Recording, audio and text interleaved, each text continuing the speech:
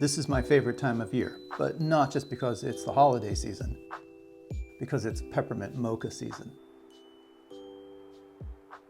I love a good coffee shop for those fancy drinks, but some of them are actually pretty easy to make at home, like a hot chocolate or a peppermint mocha.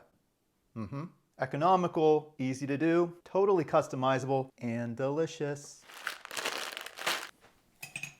It's perfectly fine just to go with marshmallows and a fancy glass, but we're gonna do a little bit better.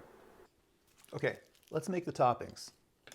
Place a couple of peppermint flavored candy canes in a zipper top bag. And if you got them home and a couple were already broken, perfect. These are the ones we want to use. Go ahead and get the air out of the bag and give that a zip up. Work out your frustrations with a rolling pin. You really want to make crumbs here, and make sure you're working on a surface that can take it. We've got peppermint dust. That was fun. I like whole milk for this. Definitely not skim. So we'll add our milk to a sauce pot as well as chocolate chips. I sometimes use semi-sweet or sort of Belgian dark. Today I'm using Belgian dark chips. I like those. For every cup of milk, and I like whole milk, I add a 1/4 cup of the chips. So this is 3/4 cup of chips. So we are having real hot chocolate, not cocoa. I'm gonna put it on a medium heat, give it all a stir.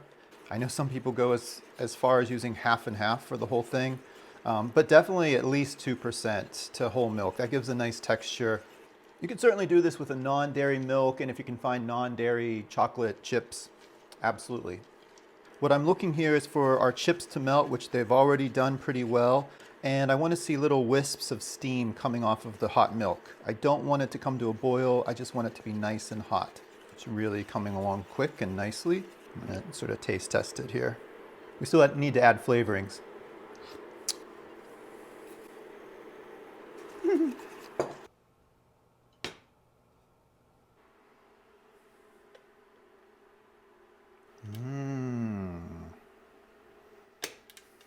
Okay, off the heat, we're gonna add a couple more flavorings.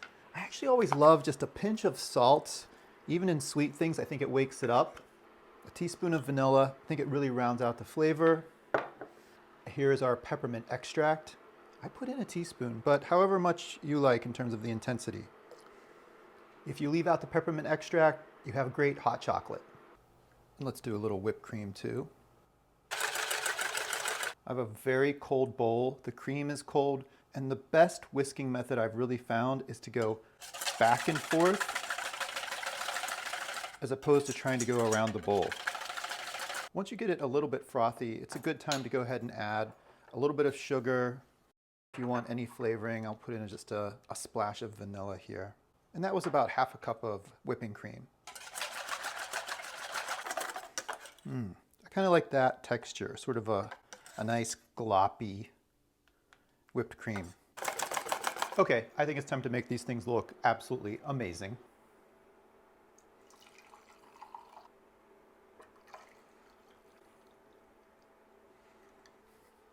These are great peppermint hot chocolates right now, but we are going for mocha, which means we're going to add espresso.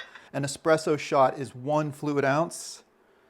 I made a little batch here, so actually 1 to 2 in each. I think I have it. Maybe 1.5. And now, of course, a big dollop of our whipped cream. It's going to float, which is lovely. Put that all over the top, kind of covering the surface in a great way. And a nice hit of our candy cane bits. All of that lovely crunchy peppermint. Oh yeah. Hello, beautifuls. Delicious, totally customized. Way cheaper than the big coffee place. Take that, big coffee. Peppermint mochas at home? Absolutely. All right, gotta get my caffeine jitters on. I just love that smell of peppermint.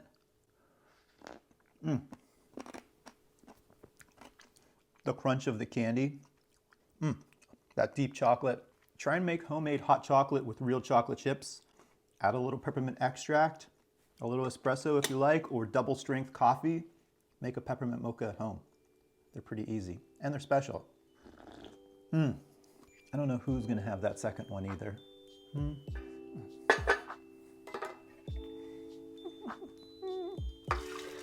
Oh, that was not graceful. Yeah.